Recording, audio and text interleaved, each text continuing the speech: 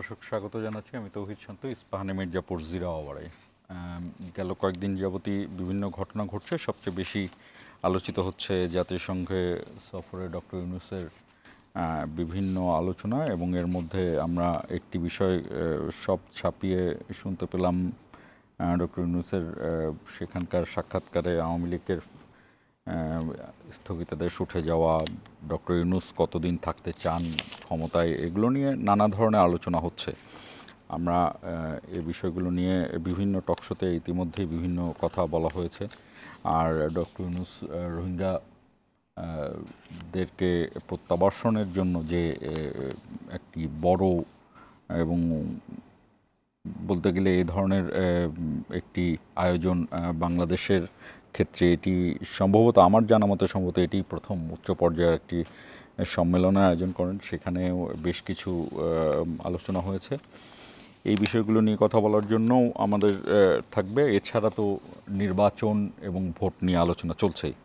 আমাদের আজকের বিষয় জাতিসংঘের প্রাপ্তি, নির্বাচন ও অন্যান্য। আমাদের সঙ্গে রয়েছেন প্রধান উপদেষ্টার সিনিয়র সহকারী প্রেস সচিব ফয়েজ আহমদ, আপনাকে স্বাগত জানাচ্ছি, এবং রয়েছেন বাংলাদেশের কমিউনিস্ট পার্টি সিপিবির সাধারণ সম্পাদক আবদুল্লাহ কাফি রতন, আপনাকেও স্বাগত জানাচ্ছি। আমরা বরাবরের মতোই দর্শক শিরোনাম দেখে আসবো, শিরোনাম দেখে আলোচনা শুরু করব। ট্রাম্পের প্রস্তাব হামাস মানলেও ইসরায়েলের হামলায় আজও নিহত ২০। গাজার পথে আরও ১১ জাহাজের দুর্বার যাত্রা। সংসদ ছাড়া সংবিধান সংশোধন সম্ভব নয়, পিআরে অস্থিরতা স্থায়ী হবে বললেন সালাউদ্দিন। গুরুত্বপূর্ণ পদে ইসলামপন্থীদের নিয়োগের অভিযোগ।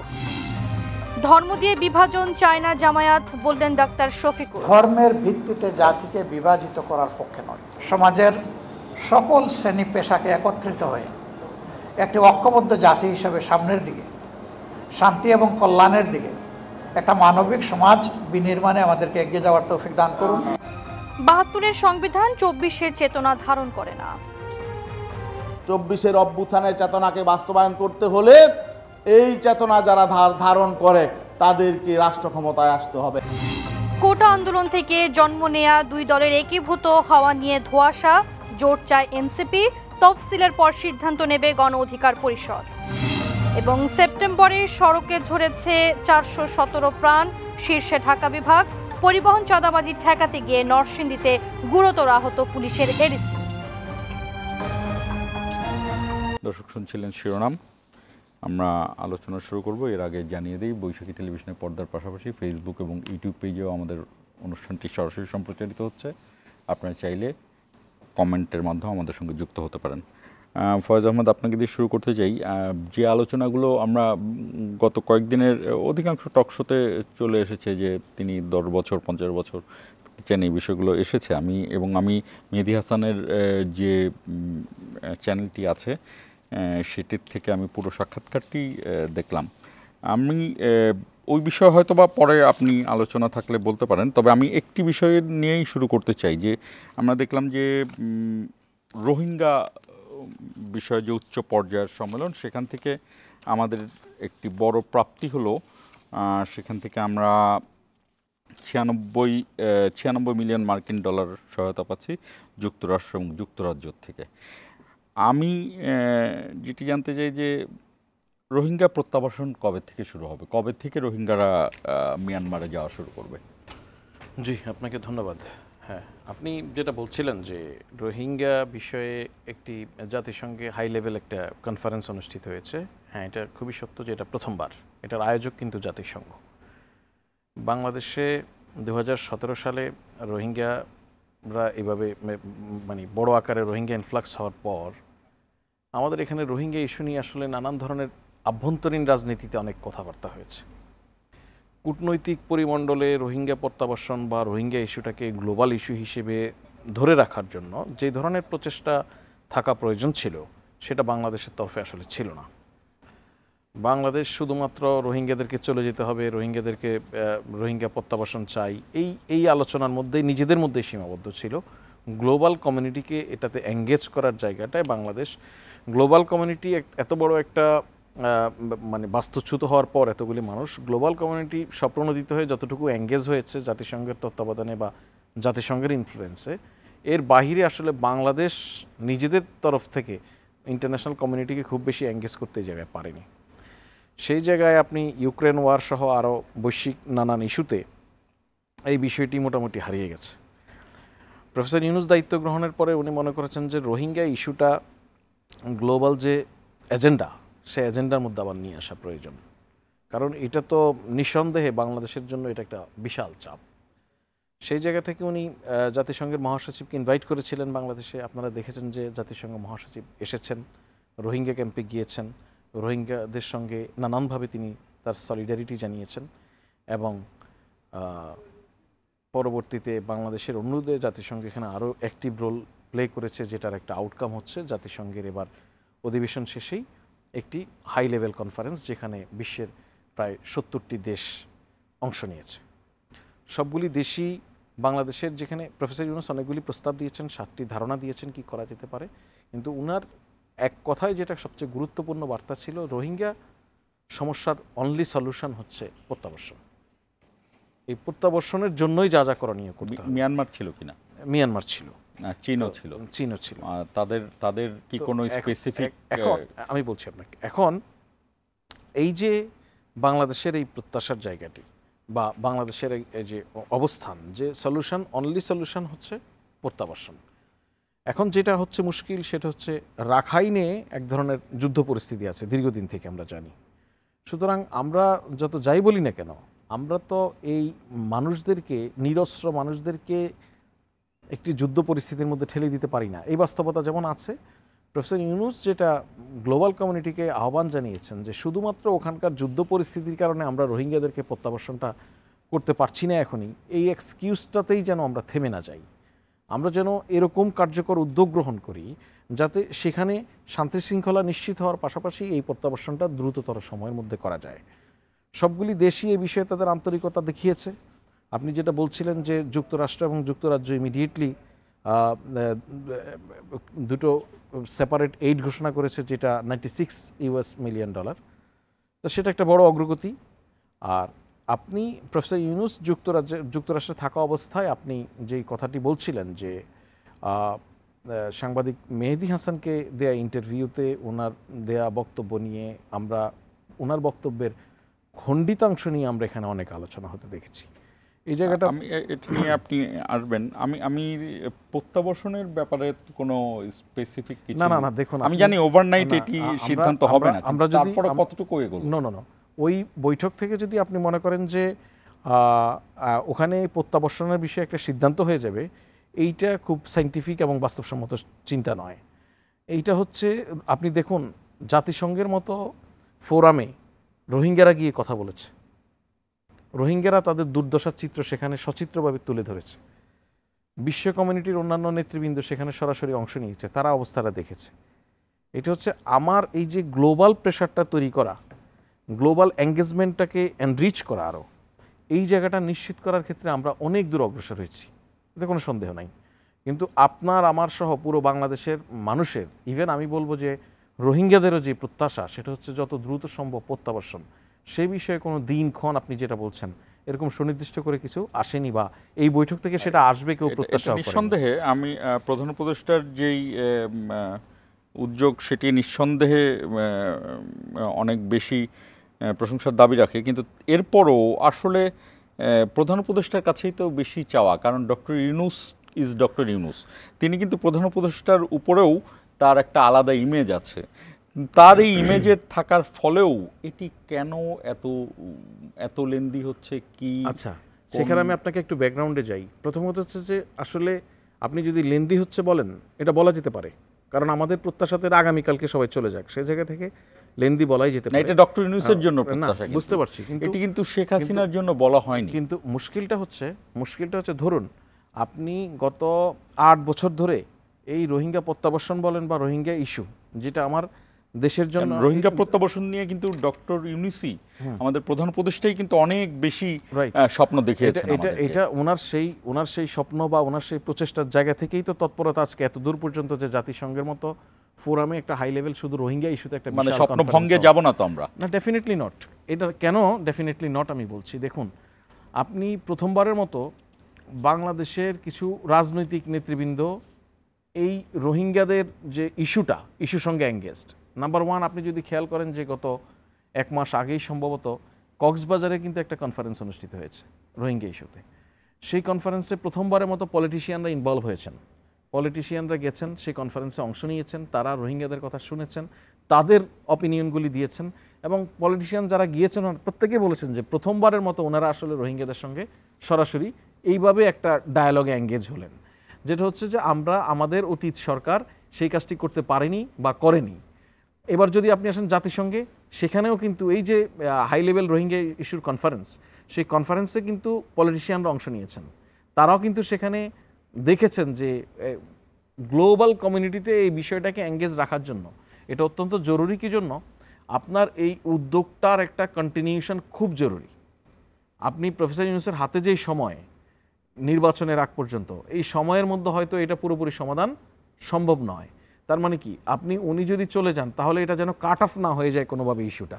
সেই জন্য পলিটিশিয়ানদেরকে এঙ্গেজ করা, তারাও যেন ভবিষ্যতে এই ধারাবাহিকতাটা বজায় রাখতে পারে। আমি একটু যোগ করব, মানে রতন ভাইয়ের কাছেও আসবো, কিন্তু এর আগে বলি, আপনি নিশ্চয়ই জানেন যে গত 2-1 দিনের মধ্যে একটি ঘটনা ঘটেছে, সেটি হলো যে আরসার সঙ্গে আরাকান আর্মির সংঘর্ষ হয়েছে এবং সেখানে মারা গিয়েছে 1।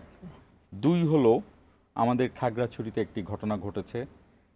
3 হলো আমাদের পার্বত্য পরিস্থিতি নিয়ে নানা ধরনের ঘটনা কিন্তু ঘটেই চলেছে। আমি একটু রতন ভাইয়ের কাছে আসবো যে আপনার মূল্যায়নটা কি, এরপর আবার আপনার কাছে আসবো। ধন্যবাদ আপনাকে, ধন্যবাদ আমার সহ আলোচক। তিনি তো এই ইস্যুতে একবারেই মানে গ্রাউন্ড জিরোতে ছিলেন, তো ওনার জানা বোঝা ডেফিনেটলি আমার চেয়ে অনেক ভালো। কিন্তু আমি যেটা বুঝি যে এই ধরনের কনফারেন্স শুধুমাত্র আমাদের জন্য মানবিক সাহায্য আনতে পারবে। 96 মিলিয়ন ইউএস ডলার আমরা পেয়েছি, আরও হয়তো পাবো। এই যে 16 সাল থেকে যে রোহিঙ্গাদেরকে আমরা রাখছি, তাদের ভরণ পোষণ, এগুলি সব কিছু কিন্তু বাইরের দেশ থেকে আসছে, তাদের সহযোগিতার মাধ্যমেই হচ্ছে, এই হিউম্যানিটেরিয়ান যে হেল্প সেগুলির মাধ্যমেই হচ্ছে। কিন্তু প্রত্যাবাসনের যে বিষয়টা বলেন, সেটা আমি যেটা বিবেচনা করি বা আমার যেটা ধারণা, যে এটা এরকম বড় কনফারেন্স করে আসলে হবে না, এটা আঞ্চলিক পর্যায়ে সমাধান করতে হবে। এটার বড় প্লেয়ার হচ্ছিল চায়না, চীনের সাথে জিনিসটা নিয়ে বাইলেটারাল আলোচনা করতে হবে।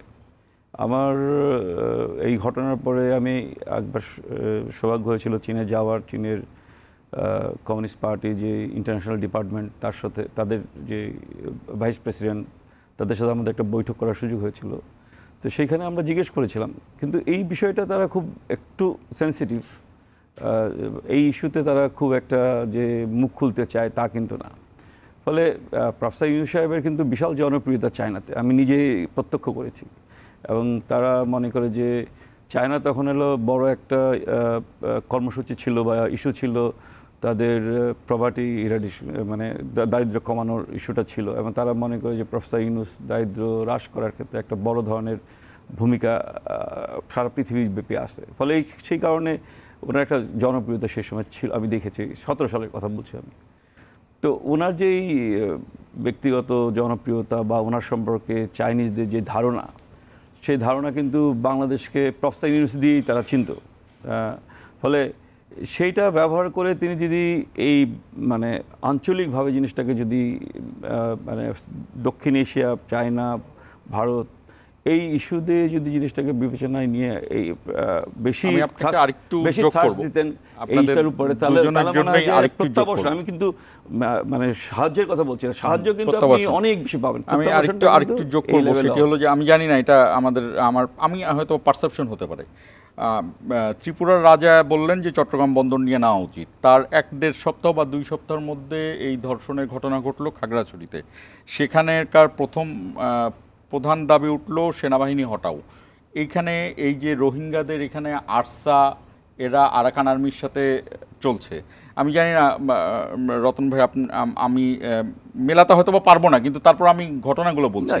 এরপর যে এই যে পার্বত্য চট্টগ্রাম নিয়ে আমাদের কন্টিনিউয়াস যে প্রসেস, এই প্রসেস জায়গায় আমরা আসলে কোথায় যাচ্ছি, মানে এখানে গভর্নমেন্টের না দেখুন, সরকার কিভাবে ভাবছে, আগামী সরকার কিভাবে ভাববে, এটি নিয়ে আমাদের স্বরাষ্ট্র উপদেষ্টা বলেছেন যে ভারতের ইন্ধন রয়েছে।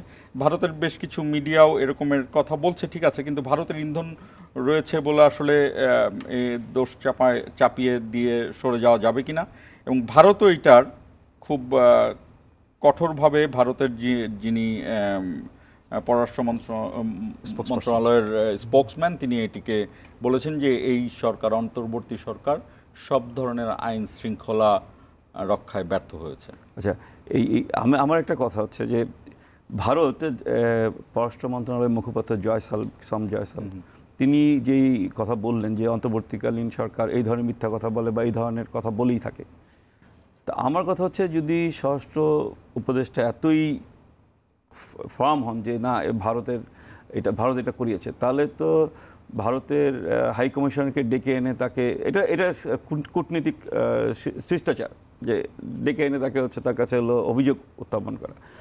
এইটা দেখেন, এই রামপুতে যখন ঘটনা ঘটেছিল 12 সাল বা 13 সালের দিকে, আমার এক্স্যাক্টলি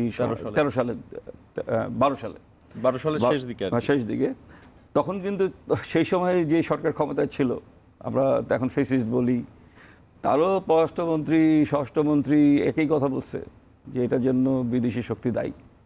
তো এই যে বিদেশি শক্তির উপর দায় চাপানো কিন্তু খুব সহজ। মানে আপনার খাগড়াছড়িতে যে ঘটনাটা ঘটেছে, সেই ঘটনাটার খুবই একটা, যদি মনে করেন যে ভারত এটা করিয়েছে, তাহলে আমার মনে হয় যে এইটা একটা স্বাধীন একটা বডি করে সেটা দিয়ে হচ্ছে হলো একটা তদন্ত। ভারত করেছে কিনা সেটি, হ্যাঁ, না ভারত সেটি না, ঘটনাটা ঘটেছে কিনা আসলে। এখন ডাক্তার বলছেন যে এটা হয়নি। তো এই ধরনের তো আমরা দেখেছি, মানে ক্যান্টনমেন্টের তনু হত্যা থেকে শুরু করে আপনার এই যে 2004 সালে যে বোমা হামলা হলো আওয়ামী লীগের ইয়েতে, সেখানে একজনকে হলো শিখণ্ডী দাঁড় করানো হলো। শুধু এইগুলি বাংলাদেশের রাজনীতিতে, আমি স্পেসিফিকভাবে আমাদের পার্বত্য এলাকাতেই ফোকাসটা আনতে চাই। এগুলো কিন্তু পাশাপাশি বেশ কয়েকটি ঘটনা, কিন্তু এগুলো খুব কাছাকাছি। কিন্তু ত্রিপুরা যে রাজা তো না, রাজ পরিবারের হলো, এখন মানে বিরোধী রাজ পরিবারের তিনি রাজাই বলেন আর কি। রাজা দাবি করলে তো আমাদের রাজাই নাই, সুতরাং রাজ পরিবারের সদস্য উনি। একসময় কংগ্রেস করতেন, এখন হলো বিজেপির সাথে মিলে হলো একটা মানে ত্রিপুরাদের একটা দল করেছেন। তো ওনারা তো বলবেন কেন, এটা তো অনেক আগ থেকেই বলা হচ্ছে। এই 5ই আগস্টের পর থেকে তো একটা টিভি আছে, ওই টিভির বলছে যে ফেনী থেকে সেটা তো ইন্ডিয়ান। ফয়েজ আহমেদের কাছে আসতে চাই, এই আর কি আপনার কাছে না, এটা কিন্তু এটা খুবই কমপ্লেক্স একটা ইস্যু। প্রথম হচ্ছে আপনি ইন্টারন্যাশনাল কনস্পিরেসি, ইন্টারন্যাশনাল অ্যাগ্রেশন যাই এখানে নিয়ে বলেন, আমাদের পার্বত্য অঞ্চল নিয়ে কিন্তু আমাদের মেইনল্যান্ডেই এক ধরনের কমপ্লেক্স কাজ করে। পার্বত্য অঞ্চলের মানুষদেরকে আপনার এখানে নানানভাবে আপত্তিসহ দেখার এক ধরনের মেইনল্যান্ডের মানুষের প্রবণতা আছে। অর্থাৎ নিজ দেশের নাগরিকদেরকেও সেখানে যে এক ধরনের অবজ্ঞা দৃষ্টিতে দেখার একটা দীর্ঘ সময় ধরে এটা হচ্ছে, এটা সলিউশনে বাংলাদেশ রাষ্ট্র বা সরকারগুলি কী ধরনের আসলে ভূমিকা নিয়েছে, এটা নিয়ে আলোচনা হতে পারে। কিন্তু আপনি যেই আলোচনাটা আসলে ঢুকতে চাচ্ছেন, যেটা নিয়ে আলোচনা, এটা হাইলি কমপ্লেক্স ইস্যু। এই জন্য আমি বলছি যে আপনি আমার পাহাড়ের যে জনগোষ্ঠী, পাহাড়ের ভাই বোন আমাদের যারা আছে, তাদের মধ্যে যারা ঢাকায় আছে, আপনি দেখুন না, পথঘাটে চলার সময়ও তারা কিন্তু নানান ধরনের অবজ্ঞা অবহেলার শিকার হয়। তার মানে বুঝতে পারছেন যে আপনি আমাদের এখানে বিভিন্ন জাতি গোষ্ঠীর মানুষকে দীর্ঘ সময় ধরে দ্বিতীয় শ্রেণীর নাগরিক করে রাখার যে এক রাষ্ট্রীয় প্রবণতা, সেটা দীর্ঘদিনের। দেখুন, এটা খুবই ট্রু। এখন ইন্টারিম গভর্নমেন্ট দায়িত্বে রয়েছে, এত অল্প সময় এবং এত অল্প লোকবল নিয়ে এই গভর্নমেন্ট দায়িত্ব পালন করছে। আপনি এইটার যে কালচারাল যে ক্রাইসিস আমাদের, আমি জানি না রতন ভাই আমার সঙ্গে একমত হবেন কিনা, আমাদের এখানে একটা কালচারাল ক্রাইসিস আছে। এমন একটা হেজিমনি এখানে তৈরি করা হয়েছে যে মানে কেউ তো প্রকাশ্যে বলে এরা তো বাংলাদেশেরই না। আপনাকে যদি আমি দিনের পর দিন অস্বীকার করার মতো একটা শ্রেণী গোষ্ঠী এখানে তৈরি করে ফেলি, সেখানে সেই মানুষটা নিজেকে আপনার এই ভূখণ্ডের ভাববে কী করে? সুতরাং তাদের মধ্যেও এই যে এক ধরনের পিছিয়ে পড়া, তাদেরকে নিয়ে নানান ধরনের অবজ্ঞা, তারা নানানভাবে বৈষম্যের শিকার হওয়া, এর ফলে কি হয়, তাদের মধ্যে এক ধরনের নানান ধরনের আঞ্চলিক নানান পলিটিক্স থাকতেই পারে, কেউ স্বাধীন রাষ্ট্রের বিষয়ে চিন্তা ভাবনা করতেই পারে, এটা তো আমি আপনি ঠেকাতে পারবো না কেউ যদি চিন্তা করে। রাষ্ট্র হিসেবে রাষ্ট্র একভাবে চিন্তা করবে যে আমি আমার ভূখণ্ডকে স্বাধীন হয়ে যেতে দেবো কিনা, অন্যরা নিয়ে যেতে, দ্যাট ইজ ডিফারেন্ট। আমি এই জন্য বলছি বিষয়টা খুব কমপ্লেক্স। কিন্তু আমরা কি আমাদের পাহাড়ের জনগোষ্ঠীর জন্য এমন কোনো সম্মানজনক জীবনের ব্যবস্থা করতে পেরেছি কিনা যেই জীবনের কারণে উনি নিজেকে আমার মেইনল্যান্ডের মানুষদের সঙ্গে একই কাতারের মনে করতে পারেন না তো। অনেকে সেই ট্যাবু ভাঙেন, অনেকে সেটাকে ওভারলুক করে মূল জনগোষ্ঠীর সঙ্গে মেইন স্ট্রিমে অনেক কাজে অংশ নেন, কিন্তু সেক্ষেত্রেও তাদেরকে নানান পর্যায়ে বৈষম্যের শিকার হতে হয়। এই পর্যায়টা ভাঙতে হবে, এটা একটা বড় কালচারাল হেজিমনি, এটা আমাদেরকে শেষ করতে হবে। সো এটা একদিন দুই দিনের বিষয়, কিন্তু এর মধ্যেই যখন নানান সময়ে নানান ঘটনা ঘটে, সেখানে নানান সন্ত্রাসী গ্রুপ গড়ে ওঠে, সেখানকার নিজেদের জাতিগোষ্ঠীর মধ্যে নানান ধরনের, সেখানে জানেন যে এক একটা সংগঠনের কয়েকটা ভাগ হয়ে যাওয়া, তাদের নিজেদের কনফ্লিক্ট, সেই কনফ্লিক্টের সঙ্গে এখানকার ল এনফোর্সমেন্ট এজেন্সিকে কী করা, সেখানে পাহাড়ের সেনাবাহিনীর ভূমিকাকে এমনভাবে বিতর্কিত করা হয় যেন এই সেনাবাহিনীর, বাংলাদেশের সেনাবাহিনী যেন পাহাড়ের সেনাবাহিনী নয়। বুঝতে পারছেন আপনি? তাহলে পলিটিক্যালি কি করা হয়, আমরা একটা গ্রুপ পলিটিক্যালি পজিশন নেয় সরাসরি সেনাবাহিনীর বিরুদ্ধে, যে পাহাড়ের সেনাবাহিনী থাকতে পারবে না। আরেকটা গ্রুপ পজিশন নেয় না, সেনাবাহিনী আরও সেখানে বাড়াতে হবে প্রয়োজনে। এরকম নানান একটা কমপ্লেক্স জায়গা আছে, কিন্তু এটাকে একদিনে দুই দিনে সলিউশনযোগ্য নয়। আর এখনকার আপনি যে সংঘাত সহিংসতার কথা রিসেন্ট টাইমে যেটা হয়েছে, এখন যেটা পরিস্থিতি খুব স্বাভাবিক হয়েছে, আজকের দিন পর থেকে ইতিমধ্যে 144 উইথড্র করে নেওয়া হয়েছে, আপনি দেখুন সেখানে কিন্তু অনেক ছোট ছোট ঘটনাকেও নানান গ্রুপ নানান ষড়যন্ত্রে নানানভাবে এখানে মানে আগুন দেয় আর কি। এখানে তো একটা উত্তপ্ত অবস্থা সবসময় থাকে, এই সেন্সিটিভিটির সুযোগটা নেয়। সুতরাং আমাদের ওইখানকার মানুষও যারা, আপনি দেখবেন যে আমাদের আদিবাসীদের মধ্যে যারা লিডারশিপ পর্যায়ে রয়েছে, তারা কিন্তু ইমিডিয়েটলি তাদের লোকজনকে শান্ত করার চেষ্টা করেন। আমরা এখানে দেখি না নানান জায়গায় ধর্মীয় নানান উস্কানি দিয়ে একদম ভুয়া ভিত্তিহীন খবরের উপরে মানুষকে একটা মানে যেটা বলা হয় কি জানি ইয়ে বলে না যে আরে তৌহিদি জনতা বলে এক গ্রুপকে লিপ্ত করে দেওয়া, ওখানেও কিন্তু সাধারণ নিরস্ত্র পাহাড়ি মানুষদেরকেও এই জায়গায় কিন্তু লিপ্ত করে ফেলা। বিরতির সময় হয়েছে, আমি জানি না আপনি দেখেছেন কিনা যে সেখানে চট্টগ্রাম রক্ষা পরিষদ বা এই জাতীয় একজন নামে একটি সংগঠন, তারাও আজকে বিবৃতি দিয়েছে। আমি বিরতি থেকে ফিরে সেই বিবৃতিটাও জানাবো। দর্শক আমাদের সঙ্গেই থাকুন, 1 মিনিট পরেই ফিরছি।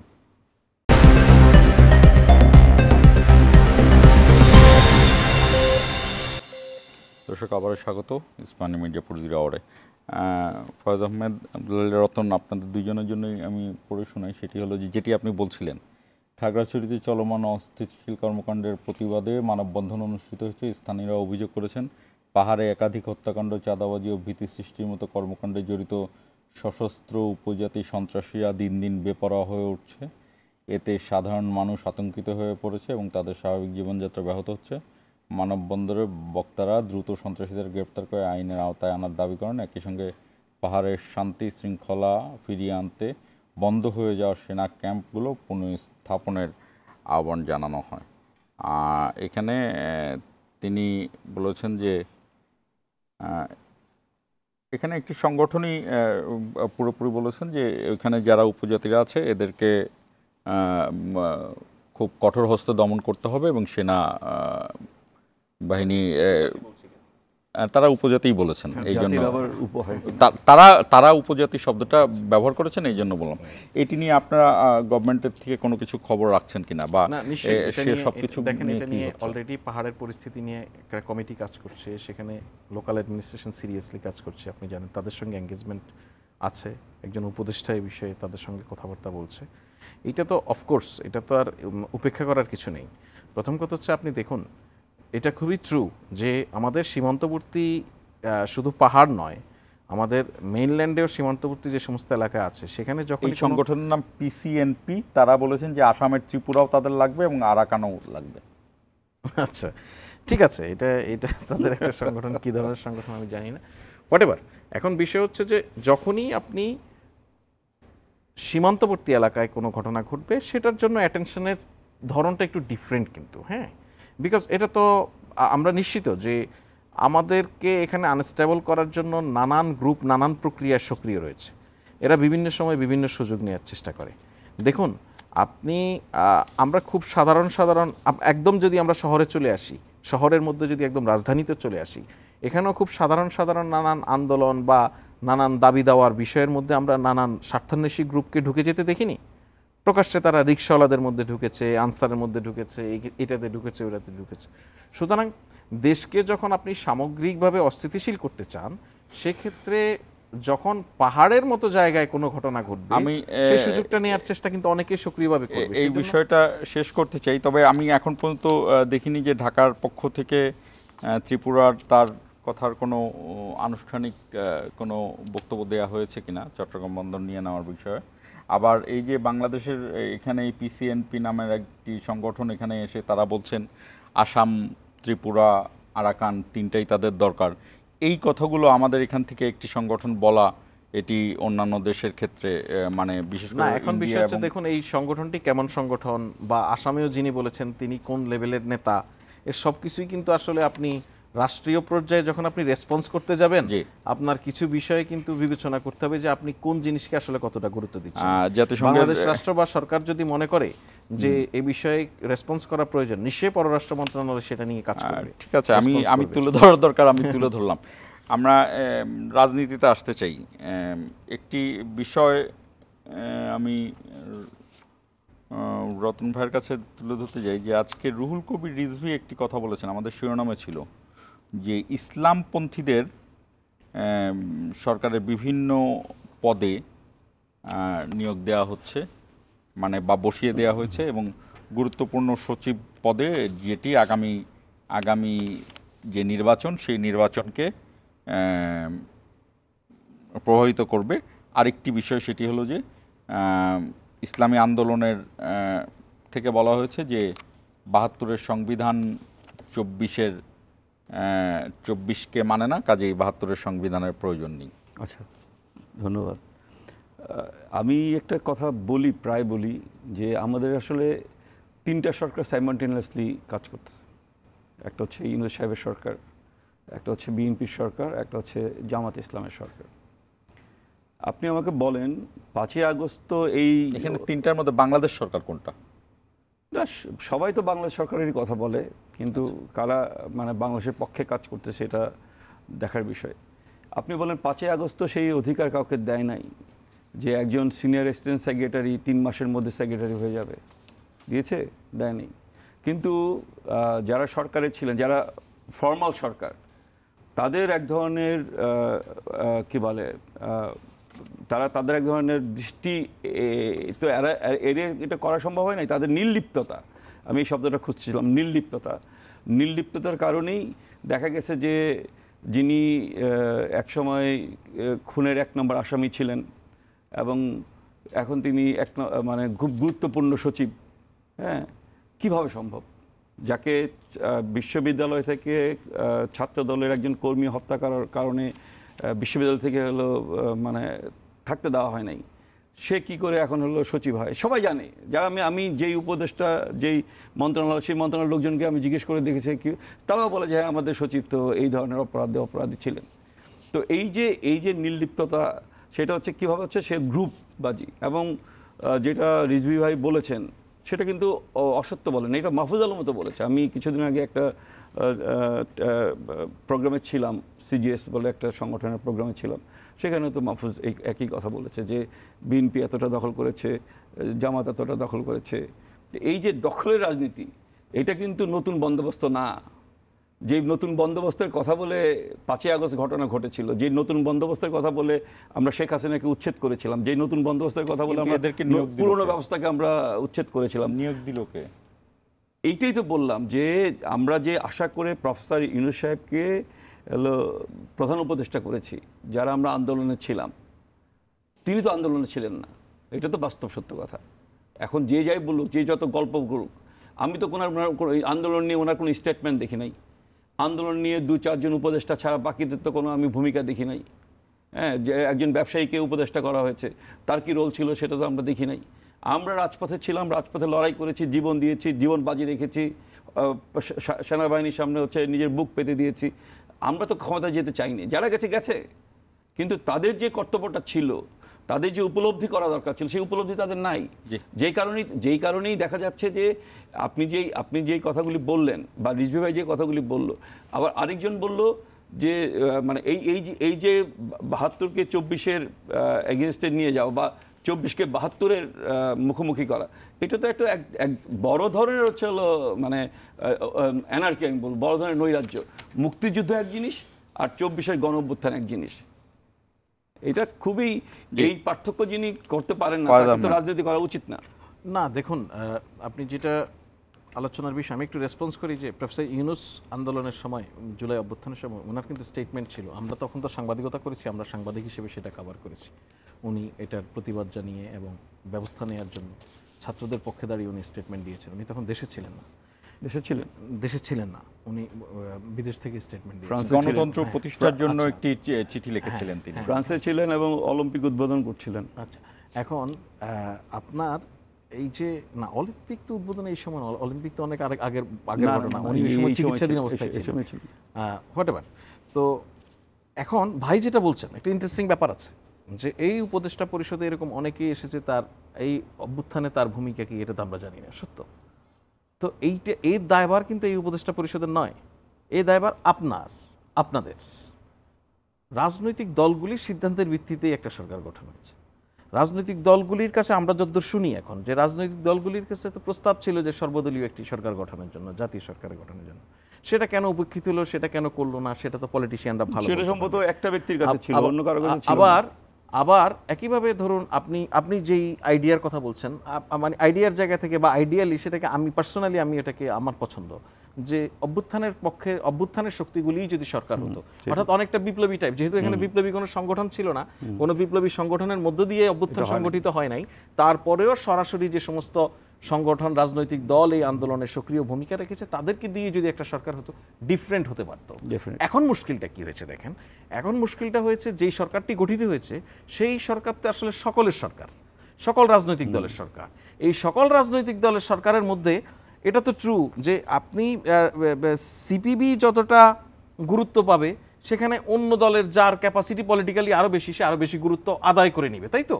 তো এই বাস্তবতায় আপনি জনাব উপদেষ্টা মাহফুজ আলমের কথায় আমি ওটার কোনো রেফারেন্স হিসেবে নয়, আমি বাস্তবতা এটাই বলছি যে আপনার এর ফলে যেটা হয়, যেই রাজনৈতিক দলের ইনফ্লুয়েন্স যতটা বেশি পলিটিক্যালি, আপনি সেটাকে কারেক্ট মনে করতে হবে। আমি মনে করি পলিটিক্যালি যদি আপনি হাই ইনফ্লুয়েন্সিয়াল হন, আপনার ইনফ্লুয়েন্সটা আপনি তাই খাটাবেন।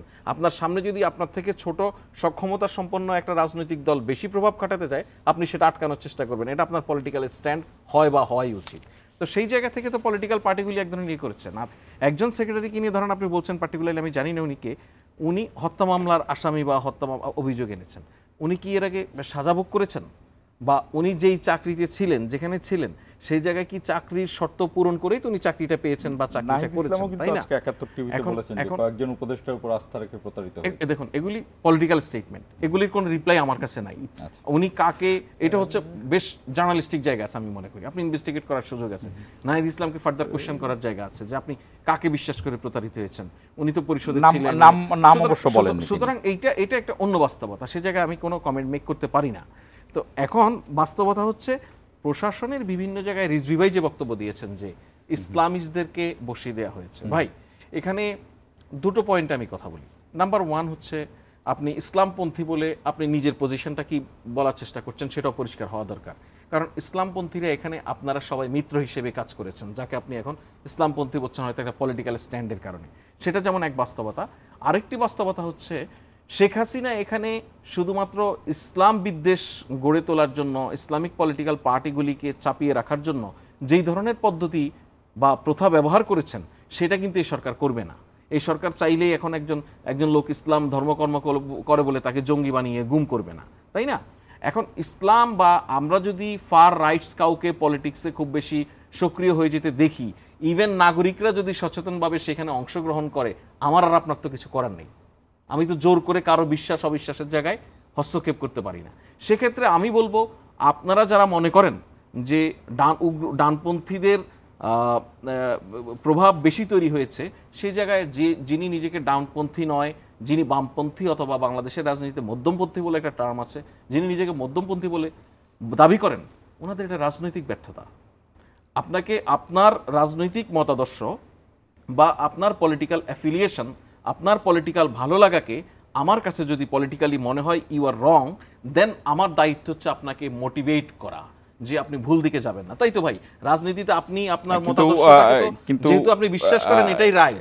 এই যে তথ্য উপদেষ্টা দিন শেষে এসে মানে সরকারের শেষ বেলায় এসে এরকম ভাবে বললেন, যেহেতু রতন ভাই তথ্য উপদেষ্টার কথা বললেন যে ভাগ বাটোয়ারার হয়েছে এবং তারপর তিনি দেখেছেন তিনি বসে আছেন নেমে যাওয়ার জন্য। উনি তো তথ্য উপদেষ্টা, তো এই উপদেষ্টার একটা অংশ। আপনি যেটা বলছেন এই আলাপগুলি তথ্য উপদেষ্টার সঙ্গে করা যেতে পারে। আমি তো উনি কি মনোভাব থেকে কি পরিস্থিতি ফেস করে এটা বলেছে আমি বলতে পারি না। তা আমি তো এই জায়গা থেকে আমি উনার এটা রিপ্লাই করাটাই হচ্ছে আমার জন্য একটা অমূলক আলোচনায় অংশগ্রহণ করার শামিল হবে। বাট আমি আপনাকে যেই পয়েন্ট অফ গ্রাউন্ডে কথাটা বলছি, দেখুন আমি বলছি আপনি যদি এখানে আমরা আমাদের রাজনীতিতে 5 আগস্টের পরে এই কথাটা আমরা বেশ কয়েকবার শুনেছি যে ডানপন্থীদের বেশি প্রভাব নানান জায়গায় দেখা যাচ্ছে, শুনছি তো, সত্য তো। এই যে শুনছি, তাহলে এর মানে কি? এর মানে একটা সিরিয়াস পলিটিক্যাল ফেইলিউর ভাইদের। Political failure of what? Leftist or not only leftist, আমি তো বলছি যিনি রাজনৈতিক মতাদর্শের জায়গায় নিজে লেফটিস্ট, এবং আমাদের এখানে আবারও বলছি যে এখানে একটা সেন্ট্রিক পলিটিক্যাল ইডিওলজির কথা বলা হয়, মধ্যমপন্থী পলিটিক্যাল পার্টি, পলিটিক্যাল আদর্শের জায়গা থেকে আপনারটাকে আপনি রাইট মনে করেন বলেই তো আপনি আপনার পলিটিক্সটা করছেন। সেক্ষেত্রে আপনাকে যদি আমি ভুল পথে পরিচালিত হতে দেখি, ধরুন আমার স্কুল কলেজ ইউনিভার্সিটিতে আমার ছেলেরা শিবির হয়ে যাচ্ছে, আমার ছেলেরা ইসলামী আন্দোলন বাংলাদেশের ছাত্র সংগঠনে চলে যাচ্ছে, কেন ছাত্র ইউনিয়ন হচ্ছে না? এই ব্যর্থতা তো ছাত্র ইউনিয়ন। এই জায়গাটায় আমি জাস্ট একটু বলি, এইটা কিন্তু আমি মিন করিনি। আমি মিন করেছি যে প্রশাসন, যেটা solely মানে উপদেষ্টারই অংশ, এই প্রশাসন কিভাবে দখল করে নিচ্ছে। না দেখেন প্রশাসন কিভাবে দখল করে এখন একটা বিরতি নিয়ে আসি, জাস্ট আমি 1 সেকেন্ডে শেষ করি। প্রশাসন দখল করার প্রশ্ন যদি আমি আসি, পলিটিক্যালি দখল শব্দটা শুনতে ভালো শোনায়, কিন্তু আপনি খেয়াল করেন প্রশাসনে এমন কোনো মানুষকে এনে বসানো হয়েছে কিনা যে প্রশাসনের লোক না? তা তো নয়। প্রশাসন তো প্রশাসনের লোক, তার মানে কি এক্সিস্ট করছে? আপনি যদি কম্পোজিশন চেঞ্জ করে দেন, যে এই মুখী রাজনীতিতে যে বিশ্বাস করে তাকে যদি আপনি কি পয়েন্টে বসিয়ে দেন, তাহলে সে তো এই এটা তো একটা রেটরিক। আমি পলিটিক্যালি আলাপটা করতে পারি না।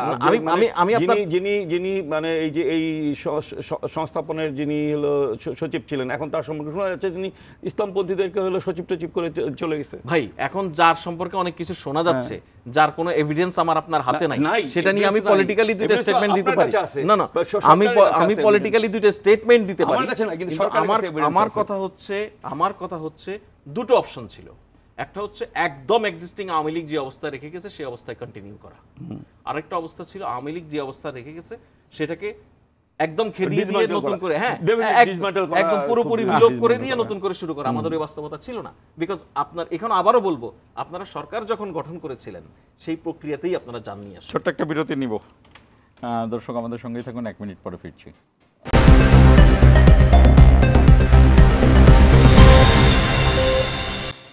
আবারও স্বাগত ইস্পাহানি মির্জাপুর জিরাওয়ারে। আহমদ ফয়েজ, আমরা ওই যে বললাম যে ডক্টর ইউনূসের এই কবে আসবে, আওয়ামী লীগ আসবে কিনা, এগুলো নিয়ে এই জন্যই আলোচনা করলাম না যে গত কয়েকদিনে সব টকশোতে এই আলোচনাটা হয়েছে। তবে আমি একটা জিনিস, যে আওয়ামী লীগ কি আসতেছে কিনা, আমি এই একটি প্রতিবেদনে পড়লাম যে হাবিবে মিল্লাত তিনি সেখানে কলকাতায় আছেন, একটি ফ্ল্যাট ভাড়া করে, ডাক্তার হাবিব মিল্লাত 2 বারের সংসদ সদস্য, এবং তারা 1,500 ঘটনা লিপিবদ্ধ করেছেন, কানাডা ভিত্তিক একটি সংগঠনের কাছে পাঠিয়েছেন চাপ মানে লবিং নিয়োগ দেওয়ার জন্য। এবং তারা এখানে সাদ্দাম হোসেন, সেখানকার ছাত্রলীগের যিনি প্রধান, তিনি যোগাযোগ রাখছেন বাংলাদেশের সবার সাথে, এবং বিভিন্ন জায়গায় ঝটিকা মিছিলের সংখ্যা বাড়ছে। আমি রতন ভাইয়ের কাছ থেকে হচ্ছে যে আওয়ামী লীগ আসছে কিনা, তাই রতন ভাইকে দিয়ে শুরু করতে চাই। এই যে আইন শৃঙ্খলার পরিস্থিতির মধ্যে আরও কিছু বিষয় আছে খুচরা, যেমন গতকালকেও পুলিশের গাড়ির উপর হামলা হয়েছে একটি, আজকে একজন পুলিশের এডিসি আহত হয়েছে। আপনার সামনে নির্বাচন করতে চাচ্ছেন, নির্বাচনে তো পুলিশ একটা বড় স্টেক হোল্ডার, কোনো ধরনের সন্দেহ নেই। পুলিশ যদি এরকম ভাবে আক্রমণের শিকার হয় কিভাবে কি নির্বাচন হবেন? আপনাকে দিয়ে শুরু করতে চাই। পুলিশের উপর মানুষের যে আস্থা এবং এই আওয়ামী লীগের এই ফিরে আসা এই বিষয়গুলো, পুলিশের উপর মানুষের যে আস্থা সেটা কিন্তু এখনো ফিরে আসে নাই। এখনও যে এই ভিডিওগুলি আমরা দেখি বা তথ্যচিত্রগুলি আমরা দেখি, যাত্রাবাড়ির তথ্যচিত্রগুলি যেগুলো আমরা দেখি, খুবই তো ভয়ঙ্কর। মানে আমার নিজের পার্টির পত্রিকার কম্পিউটার অপারেটর, তার মাথার এদিক দিয়ে কী বলে গুলি ঢুকে ওদিক দিয়ে বের হয়ে গেছে যাত্রাবাড়িতে, এবং ওই তথ্যচিত্রে সেই ঘটনাটা আছে, আমরা আই হ্যাভ সিন ইট। তো এই যে মানুষের যে আস্থাটা পুলিশ রাখতে পারলো না, এবং সেই আস্থাটা এখনও সে কিন্তু রিগেইন করতে পারেনি। এটা আমি বলবো যে এখনও রিগেইন করতে পারেনি। কিন্তু যেটা করা উচিত ছিল, যেই সিচুয়েশনটা তারা তৈরি করা দরকার ছিল, সেটা কিন্তু হয় নাই। এবং নির্বাচনে ডেফিনেটলি সেনাবাহিনী তো স্ট্রাইকিং ফোর্স হিসাবে থাকবেই, কিন্তু পুলিশকে তো পুলিশকে হলো মূল ভূমিকা পালন করতে হবে। আওয়ামী লীগ আবার ফিরে আসার জন্য আওয়ামী লীগ তো দেখেন একটা দলকে আপনি নিষিদ্ধ করবেন, সে চুপ করে বসে থাকবে। জামাতকে তো নিষিদ্ধ ছিল, জামাত কি চুপ করে বসেছিল? সেও তার মতো করে কাজ নিষিদ্ধ করেনি, তো এটা সরকারের একটা টার্মস আছে, কার্যক্রম স্থগিত করে। সুতরাং সে চাইবে মিছিল করার। আমি তো শুনি যে যারা আশেপাশে আছে নভেম্বর মাসে তারা হলো লাখে লাখে নাকি বের হয়ে আসবে গর্ত থেকে, এগুলি বলে। তো ওইগুলি তো অন্য কথা। আমি বলছি যে সরকারের এই সীমাবদ্ধতা জায়গাটা কোথায়? আইনিভাবে যে এই ঘটনাগুলি ঘটানো দরকার ছিল সেইগুলি কিন্তু তারা করতে পারেনি। আর একটা হচ্ছে যে আইনি যে ব্যবস্থাটা গ্রহণ করেছে, যেই আন্তর্জাতিক অপরাধ ট্রাইব্যুনালে যে বিচারগুলি হয়েছে, সেই বিচারগুলির পারসেপশনই তো প্রশ্নবিদ্ধ। আপনি মনে করেন যে তাজুল ইসলাম, আমি নাম নিয়ে বলি, আমি কোনো কাউকে ভয় করি না, সে ছিল হলো আগের যে ট্রাইব্যুনাল ছিল, মানে এই ট্রাইব্যুনালের আগের যে বিচার হয়েছিল জামাত ইসলামের যুদ্ধাপরাধীদের যে বিচার হয়েছিল, সেখানে সে ছিল যুদ্ধাপরাধীদের পক্ষের উকিল। সে তো আবার বড় উকিল ছিল না, বড় উকিল ছিল রাজ্জাক সাহেব, আর সে ছিল তার সহযোগী। এখন তাকে আপনি চিফ প্রসিকিউটর করে দিয়েছেন, তাই না? চিফ করে দিয়েছেন। ফলে মানুষ তো মনে করছে এটা প্রতিশোধমূলক একটা ঘটনা। সেটা তো করা উচিত হয়নি। আমি একবার শুরুর দিন থেকে বলছি যে আলাদা আরেকটা ট্রাইব্যুনাল করেন, সেখানে যারা এই বিচার করার জন্য যোগ্যতা রাখে তাদেরকে দিয়ে করান। হ্যাঁ, এবং করা দরকার ছিল। আপনি এই যে হাজার হাজার মানুষ মেরে ফেললেন, অ্যাটলিস্ট তো 1000 মানুষের, সরকারি হিসাবে 1000 মানুষকে হত্যা করা হয়েছে, 25,000 মানুষ পঙ্গুত্ব বরণ করেছে। আমি পঙ্গু হাসপাতালে গিয়ে দেখেছি মাল্টিপল ফ্র্যাকচার। এই ছেলে কোনোদিন দাঁড়াতে পারবে না, তার সেই সামর্থ্য তৈরি হবে না, সে কোনোদিন পেশায় যেতে পারবে না, সে কোনোদিন তার জীবিকা অর্জন করতে পারবে না। এই যে অপরাধটা তারা করলো, এবং 4 তারিখ আমরা শাহবাগে দাঁড়িয়েছিলাম, কারণ বাজারে বিভিন্ন ভবনের থেকে যে গুলি করে মানুষকে হত্যা করা হলো, তাদের লাশ আমাদের সামনে দিয়ে হচ্ছিল, ঢাকা মেডিকেল কলেজ যাচ্ছিল। সেটা তো ভুলতে পারবো না কোনোদিনও।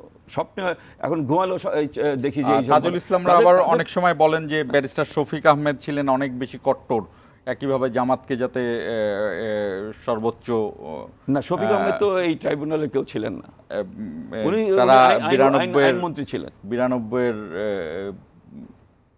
আমি আদালতের নাম ভুলে গেলাম, গণ আদালতের জায়গা থেকে না। আমি বলছি যে এটা তাদের কথা, আমার কথা না, এটা হলো তাদের কথা। 40 জন নাম করা। তবে আপনি যেটি বলেছেন যে তাজুল ইসলাম, এটা নিশ্চয়ই ফয়েজ আহমেদের এই না। দেখুন, ট্রাইব্যুনালের বিষয়টা বলি, যে ট্রাইব্যুনালের বিষয়টা হচ্ছে এই সরকার দায়িত্ব গ্রহণের পরপরই কিন্তু এই ট্রাইব্যুনাল আইনের সংশোধন আনা হয়েছে। এই বিচার প্রক্রিয়াকে সম্পূর্ণ ট্রান্সপারেন্ট, সরকারের একটা পজিশন কিন্তু খুব পরিষ্কার। শুরু থেকেই সরকার বলে আসছে, মাননীয় প্রধান উপদেষ্টা নিজে বলেছেন যে আমরা কিন্তু বিচারের নামে কোনো অবিচার করতে চাই না। সেক্ষেত্রে এই সরকার শেখ হাসিনাও যেন ন্যায় বিচার পায় সে বিষয়ে অত্যন্ত সচেতন। আপনি দেখুন, এই বিচারের কিন্তু শেখ হাসিনার যে ট্রায়াল হচ্ছে সেটা কিন্তু ক্যামেরায় দেখানো হচ্ছে, লাইভ হচ্ছে, হিয়ারিংটা লাইভ হচ্ছে, এবং এই আইন সংশোধন করে এই জায়গায় নেওয়া হয়েছে যে কোনো ব্যক্তি এই বিচার উইটনেস করার পাশাপাশি সে যদি ভিডিও করতে চায়, অডিও ভিডিও যে কোনো ধরনের রেকর্ডিং সে করতে পারবে। সুতরাং বিচারকে অ্যাকসেপ্টেবল করা, বিচারের প্রক্রিয়াটা ট্রান্সপারেন্ট করার জায়গা থেকে যা যা করা দরকার সরকার সেটা করছে। দেখুন, মুশকিলটা হচ্ছে যদি এমন কোনো ঘটনা ঘটতো যেটা 30 বছর 40 বছর আমাদের মহান মুক্তিযুদ্ধের সময়কার ঘটনা, অনেক কিছু প্রমাণ করতে শুধু মুখের কথায় কানের কথায় প্রমাণ করতে হয়েছে। 2024-এর ঘটনা তো এখনও একদম রগরগে তাজা সব, এবং জাতিসংঘের যে ফ্যাক্ট ফাইন্ডিংস রিপোর্ট সব মিলিয়ে এখানে তো আপনার কোনো মিথ্যার আশ্রয় নেওয়ার কোনো প্রয়োজন নেই। আচ্ছা সেটা একটা বাস্তবতা। আর আপনি বলছেন যে আমি একটা প্রশ্ন করে রাখি আপনাকে, তো জাতিসংঘের সংখ্যার সঙ্গে সরকারের সংখ্যা কেন এত ডিফারেন্স? ওকে ফাইন, এটা তো Yes, I'm post- না না আমি বলছি সরকারের সংখ্যা, যে সরকার যে গেজেটে প্রকাশ করে, আপনি যদি খেয়াল করেন দেখবেন যে সরকার ইতিমধ্যে যে সংখ্যাটা প্রকাশ করেছে গেজেট করে, সেখান থেকে কিছু আবার বাদও দিয়েছে, ত্রুটি ধরা পড়েছে। জাতিসংঘের সমপরিমাণ সংখ্যা সরকারের হাতে আছে, এর প্রত্যেকটা স্ক্রুটিনি করা লাগতেছে। একটা বিষয় খালি, না একটা বিষয় আমি খালি বলে রাখি শুধু, সেটা হচ্ছে সাধারণত একজন মানুষ, তার একজন স্বজন যদি অসুস্থ হয়ে হসপিটালে গিয়ে মারা যায়, হসপিটাল থেকে লাশ আনা কিন্তু একটা প্রক্রিয়ার বিষয়, ডেথ সার্টিফিকেট লাগে। কিন্তু আমরা 24-এ একমাত্র দেখেছি লাশ আনা সবচেয়ে সহজ যদি আপনি ডেথ সার্টিফিকেটটা না নেন। এখন লাশ নিয়ে এসে ডেথ সার্টিফিকেট ছাড়া কিন্তু বুঝেন ভাই, এখন সেই লাশ নিয়ে এসে কবরস্থ করা হয়েছে, আবার এখানে একটা ট্যাবু আছে, কবর থেকে স্বজনরা লাশও তুলতে দেয় না। সুতরাং এটাকে গেজেটে আনা পর্যন্ত একটা ইনভেস্টিগেশনের একটা বড় প্রক্রিয়া আছে, সেটার মধ্য দিয়ে যাচ্ছে। এই জন্য সংখ্যাটা ওই জায়গায় পৌঁছাতে সরকারের সময় লাগছে। দেওয়ার মতো লোকই ছিল লোকই ছিল না। আচ্ছা, এবার আওয়ামী লীগকে ফিরে আসা ভেরি ওয়েলকাম। আওয়ামী লীগ তো সব পালিয়ে যায়নি, আওয়ামী লীগ তো এখানেও আছে, নানান সময় নানান অঘটন ঘটাচ্ছে। আরেকটা জিনিস বলেন তো ভাই, 5 আগস্টের পর থেকে আজকে পর্যন্ত কেউ কি একজন আওয়ামী লীগকে তাড়িয়ে দিয়েছে? ভাই তো আওয়ামী লীগের বিরুদ্ধে 5 আগস্ট আন্দোলন করেছে, ভাই কি বলছে শেখ হাসিনা চলে যাও? ভাই তো শুরুর দিন থেকে বলছে আমরা শেখ হাসিনার বিচার চাই। সো আপনি আওয়ামী লীগ আসছে, ভেরি ওয়েলকাম, আওয়ামী লীগকে দরকার এখানে। আপনি ধরেন গ্লোবালি যদি এই শেখ হাসিনার বিচারকে অনেক বেশি অ্যাকসেপ্টেবল করে তুলতে হয়, সেক্ষেত্রে তার উপস্থিতিতে বিচার হচ্ছে সবচেয়ে আইডিয়াল বিচার, সেজন্য তো তাকে দরকার। আসুক না, সরকার তো নিজেরা চিঠি লিখেছে ইন্ডিয়াকে তাকে ফেরত দেওয়ার জন্য। সুতরাং আওয়ামী লীগ আসছে, আওয়ামী লীগ আসবে, অমুক পালিয়ে যাবে, এরকম বাস্তবতা এখানে তৈরি হয় নাই। বরঞ্চ আওয়ামী লীগ এই সমস্ত জিনিস করে, মাঝে মাঝে নানান জায়গায় গুপ্ত হামলা, গুপ্ত মিছিল, এই সমস্ত করে এসবের মধ্যে দিয়ে দেশকে একটা অস্থিতিশীল জায়গায় নেওয়ার চেষ্টা করছে, যেটা কার্যত কার্যকর হবে না। এই জন্য যে এখানে আপনি যদি ফ্যাসিবাদ বিরোধী যে সমস্ত রাজনৈতিক দল, তাদের নানান বক্তব্যে বয়ানে রাজনৈতিক অমিল থাকলেও তারা ফ্যাসিবাদ প্রশ্নে এবং বাংলাদেশের গণতান্ত্রিক অগ্রযাত্রার প্রশ্নে এক এবং অভিন্ন। আপনাদের দুজনকেই অসংখ্য ধন্যবাদ আমাদের সঙ্গে যুক্ত হওয়ার জন্য। দর্শক, আমরা আলোচনা করছিলাম রোহিঙ্গাদের বিষয়ে, প্রত্যাবর্ষণই শেষ এবং শুরু এবং সর্বশেষ আমাদের সমাধান। রোহিঙ্গাদেরকে ফিরে যেতে হবে, আমাদের দেশের মাটি আমাদেরই থাকবে। কারণ এই রোহিঙ্গাদেরকে নিয়ে আমাদের এই উখিয়ার বা এই এলাকাটি সম্পূর্ণভাবে মানে আমাদের কাছে আর নেই, এবং একই সাথে বিভিন্ন ধরনের অপরাধ তো বাড়ছেই। একই সঙ্গে এটাও মাথায় রাখতে হবে যে জিওপলিটিক্যাল যে কথাগুলো শুনছি, ঠিক এই মুহূর্তে ভারতের বৈরিতা, এই সব কিছুই কিন্তু এখন যে সরকার আছে সেই সরকার এবং আগামী যে সরকার আছে সেই সরকার, তারা নিক না নিক, কানে তুলুক না তুলুক, এটা কিন্তু গুরুত্বপূর্ণভাবেই এগিয়ে নিতে হবে। এবং মাথায় রাখতে হবে যে পাশাপাশি দুটি সমস্যা চললে সেই সমস্যা কিন্তু বন্ধ হয়।